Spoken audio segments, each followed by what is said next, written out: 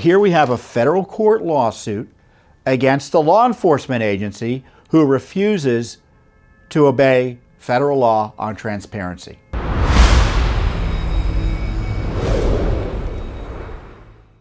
Speaking of Joe Biden had an interview with 60 Minutes earlier this week. I guess it was the beginning of the week. I don't know if we're going to get that clip. I'll pause here in case we were able to get it. There's not a single thing that I've observed at all that would affect me or the United States relative to my son Hunter.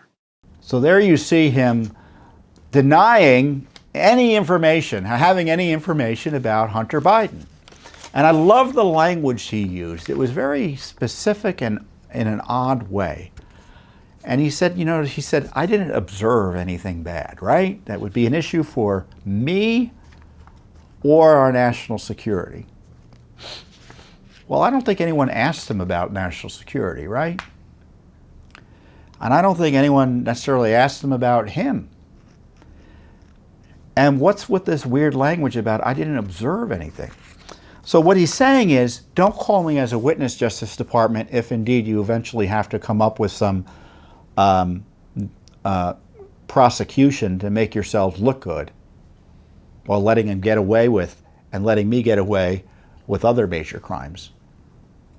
So you have Biden admitting that, hey, I'm not a witness. I mean, that's how I interpreted that. But of course, he's heavily involved in this. So it's not only an effort to deflect, but also it's dishonest, because there's much evidence that Joe Biden was specifically involved in Hunter Biden's business dealings. Joe Biden's brother, and Hunter, they were meeting with business associates both abroad and in the White House. There's other evidence suggesting that Biden was getting some of Hunter Biden's money, and Hunter Biden was giving him cash to help with personal expenses. And then you have the Tony Bobulinski information showing and witness testimony confirming that Joe Biden was the big guy in terms of 10% for the big guy. So Joe Biden's up to his neck in this RICO operation, this racketeering operation that had been run for sure out of the vice president's office. And they were obviously trying to make money after he became a private citizen again. And so the question is, what is the Justice Department doing? Now, they've supposedly been investigating Hunter Biden since at least 2019. They've had the laptop, sat on the laptop, suppressed the laptop since then. Supposedly there's a grand jury going on in Delaware, but if it's doing anything significant, I'm not aware of it. And I think we would be aware of it if it was. So what's going on? Nothing. And you're getting zero leadership out of the Republican leadership on the Hill about this corruption. There has to be a special counsel appointed under the rules. They've refused to. Garland's refused to. So I think, as I tweeted earlier this week, I think we can post that tweet. They had FBI agents swarm Mike Lindell while Hunter Biden gets to fly in Air Force One. That's the state of America today. And Joe gets to pretend there are no issues. Donald Trump had a special counsel appointed as a result of corruption by Mueller and gamesmanship by Mueller and company and illegal leaks of his FBI files. Here we have in-your-face evidence that the president's son is not only implicated in criminal activity, but that criminal activity may have benefited Joe Biden, and still no special counsel. And Joe Biden has the audacity to say that there's a threat to democracy. I don't even know what that means. I'm sure he doesn't either. But the threat to our constitutional republic is the idea that law enforcement is used to achieve solely political goals. And that's what's happening at the federal level. It's being used to target Trump and his supporters, and being used to protect Biden, Obama, Hillary, etc. I know Durham's supposedly out there, but he ain't doing much by any standard. We've done more than Durham to expose what's been going on. Not that he hasn't exposed some additional information, but woefully inadequate.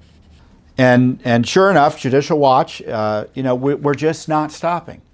And we just sued the Secret Service to uncover the alleged Secret Service intervention to help him evade some embarrassment, perhaps some legal liability, concerning the disposal of a gun Hunter owned. So we asked for these documents back in, I think, March of last year. So we give them forever to respond. And the Secret Service refused to give us documents about this big scandal. And it is a scandal. Hunter supposedly had a gun, and it got tossed into a dumpster by, I guess, his then girlfriend. And the Secret Service, it looks like, went to intervene to try to get records about the gun purchase, and you basically get them offline, more or less. And so we asked questions about that, and they refused to give us anything. We filed the lawsuit against DHS for records or communications about the reported purchase, possession, and disposal of a firearm owned by Hunter Biden found in a Delaware dumpster circa October 2018.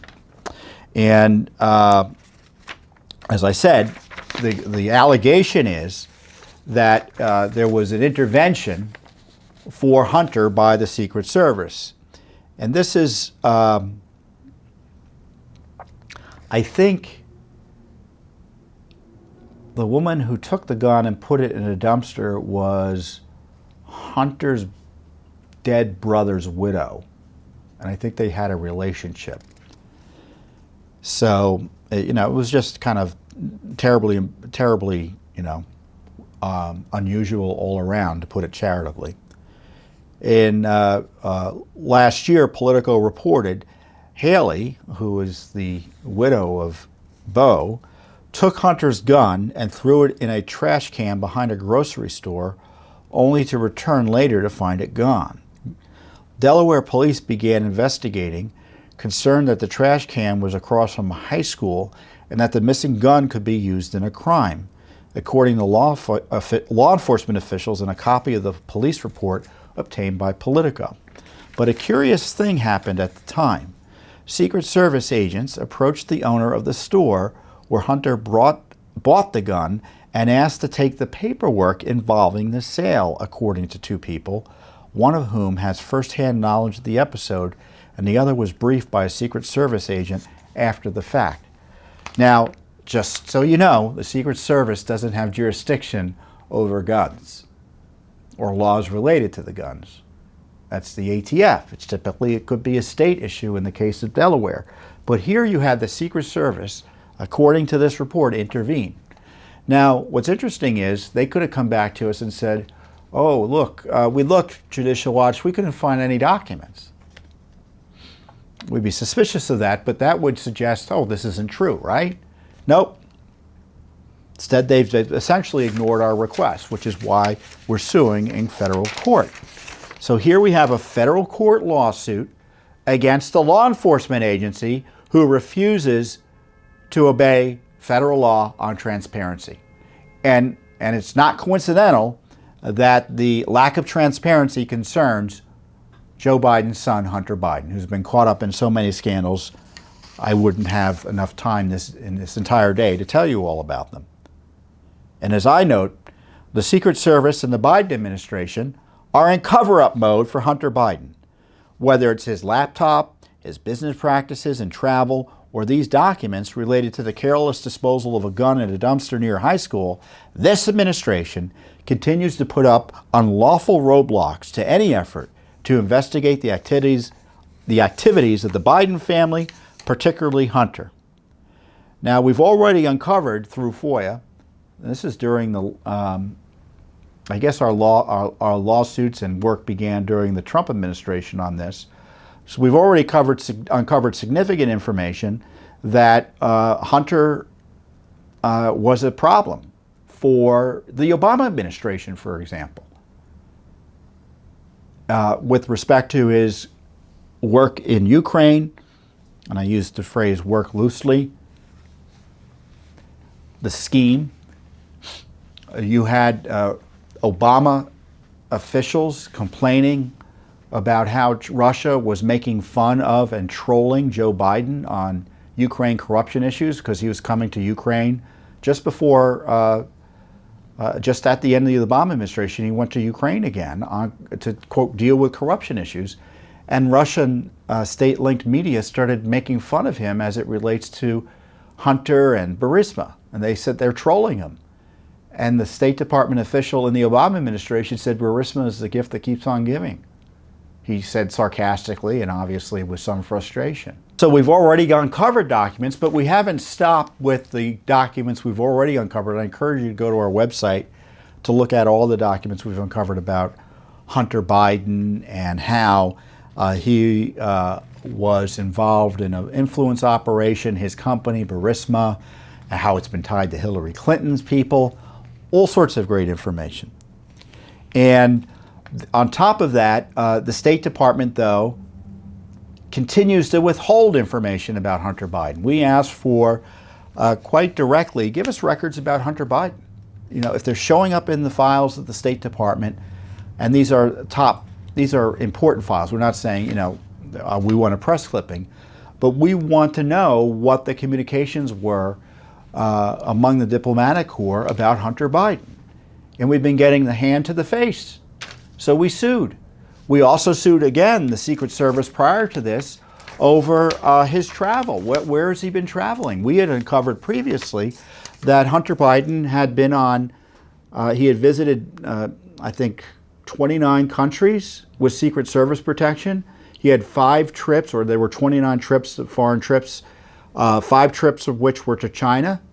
1 trip was to Russia, and that was before he started keeping Secret Service protection. Now, since his father's been president, he obviously has had Secret Service protection, which, to be clear, is entirely appropriate. The president and his immediate family should get Secret Service protection. But the American people have a right to information about what that protection costs and where it's being given. And that's what they don't want to give to us. So why are they covering up for Hunter? Why? Because we're going to find out where he might have been and where he's been during his father's term as president. So there's a major scandal going on in addition to kind of these underlying issues we were concerned about, the Burisma dealings, his dealings with China, etc. You've got a cover-up of all of that happening right now. It's a cover-up. Now, I don't believe the cover-up's usually worse than the crime, but the cover-up can be a crime. Because usually people don't cover up something that isn't a crime. So in this case, though, we've got the Biden administration at the State Department and the Secret Service refusing to follow FOIA law to protect Hunter Biden. So we have law breaking to protect the Biden family from information coming out about the scandals that Americans are concerned about. And it's up to Judicial Watch, and Judicial Watch isn't just complaining about it. We're in federal court trying to break through the stone wall, trying to smash the stone walls that the Biden administration is placing to keep this information from coming out about corruption issues that are tied directly to the President of the United States. Thanks for watching. Don't forget to hit that subscribe button and like our video down below.